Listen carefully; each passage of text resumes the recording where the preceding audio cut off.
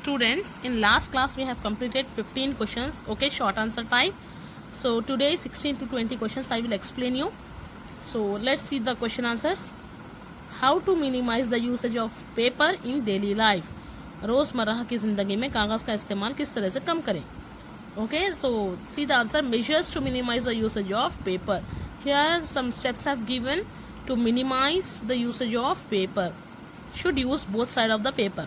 First of all, we have to write on both sides of the paper. We have not to waste the paper, okay? And should avoid printing of single line emails and unnecessary documents. If there is unnecessary documents, no need of printing, so we have to avoid that, okay? Should use technology such as email, document scanner that can radically reduce paper use. So by using the such kind of these technologies, okay, like email and document scanners, this will prevent the waste of paper, okay, and we can reduce the paper use.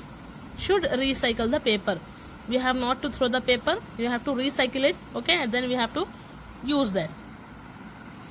Next is, how long did the illness last? बीमारी कब तक चलती है, okay? Yes, first cold last for 1 week. सर्दी जो है 1 week तक रहती है, okay, last for 1 week.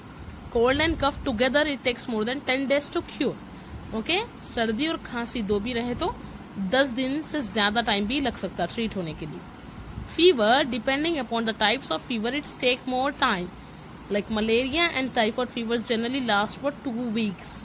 Fever, बुखार जो है टाइप्स ऑफ फीवर से, राइट, तो उसको थोड़ा ज्यादा वक्त लगता कम होने में. जैसा कि यहाँ पे मलेरिया और टाइफॉइड का दिए, ये जनरली इसका टाइम पीरियड क्या है, लास्ट 2 weeks है, okay. What is immunisation, okay, immunisation क्या है पूछ रहे, okay. Let's see. Stimulating the body to produce antibodies by artificial means. You can be immunised against certain diseases by taking vaccine for them. जिस्म को vaccine देके antibodies produce करना, okay. Stimulating the body to produce antibodies by artificial means, okay. From that our body get immunized and it can be able to fight with certain diseases, okay. Vaccine is a preparation of weakened infectious agents or the products that can be injected or given orally to prevent specific diseases. Vaccine क्या है बोल रहे हैं, it is a preparation of weakened infectious agents, okay, and then products so that can be injected in the form of injection, it can be given, or else it can give orally to prevent specific diseases like polio drops, okay. What is acute disease and chronic disease? Acute disease और chronic disease क्या है? Acute disease, a disease that occurs suddenly and lasts for a short time is called an acute disease. Example, common cold. ऐसी बीमारी जो अचानक आ जाए और कम समय में खत्म हो जाए, ओके, उसको एक्यूट डिजीज बोलते हैं. जैसा कि कॉमन सर्दी है, okay, common cold. Chronic disease, the disease that last for a long time is called a chronic disease. ऐसी बीमारी जो बहुत ज्यादा वक्त ले कम होने में, उसको क्रोनिक डिजीज बोलते हैं, ओके. एग्जाम्पल है asthma, tuberculosis, diabetes. What does the word health mean? When do we fall sick? Health का मतलब क्या है और हम कब बीमार पड़ते, okay. State of being well enough to function well physically, mentally and socially.